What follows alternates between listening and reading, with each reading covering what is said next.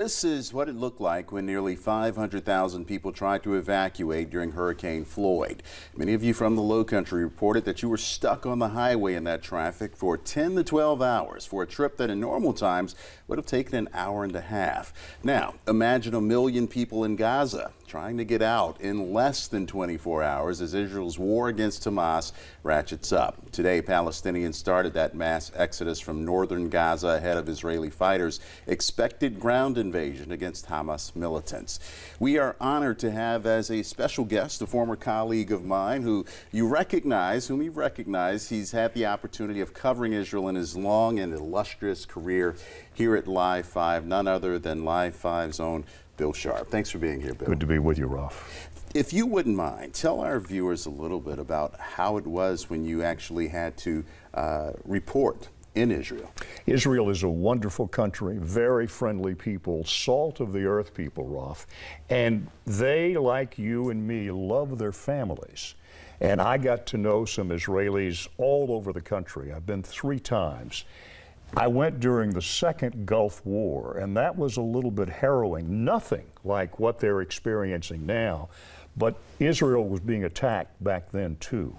And in the middle of the night, there was a siren that came off telling us to run from our rooms to a so-called safe room. And once we got to the safe room, we had to put gas masks on because the big fear back then was poison gas.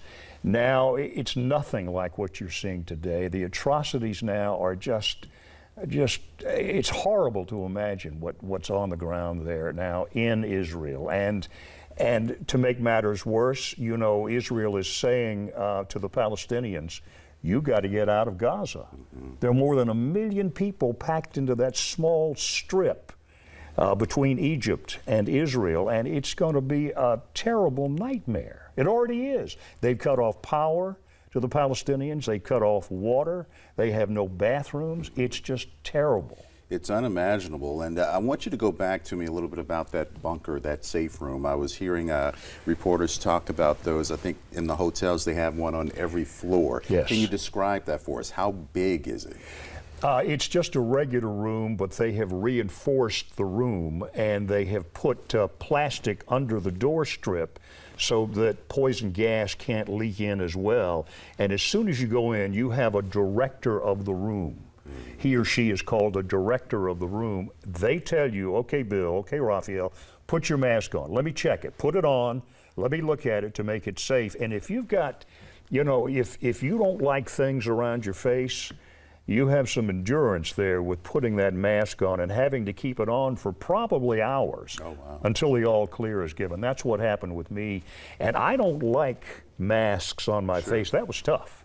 Now, you've seen some of the coverage from our reporters and colleagues at CBS News and CNN.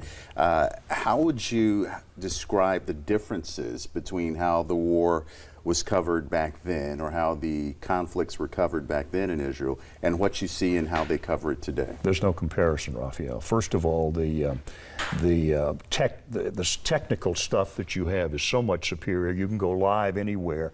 We couldn't do that back then. You can now.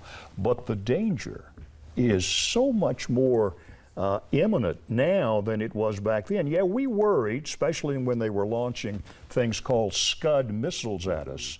That was dangerous, but nothing like Hamas coming into Israel, the middle of Israel, and slaughtering women and children and grandmothers. Nothing like that. So the danger now is 10 times, 20 times more than what we experienced then. And I thought it was bad back then during the second Gulf War. No comparison at all. Of course. Bill Sharpe, thank you so much again, as always, my friend, for being here. It's always a pleasure talking with you.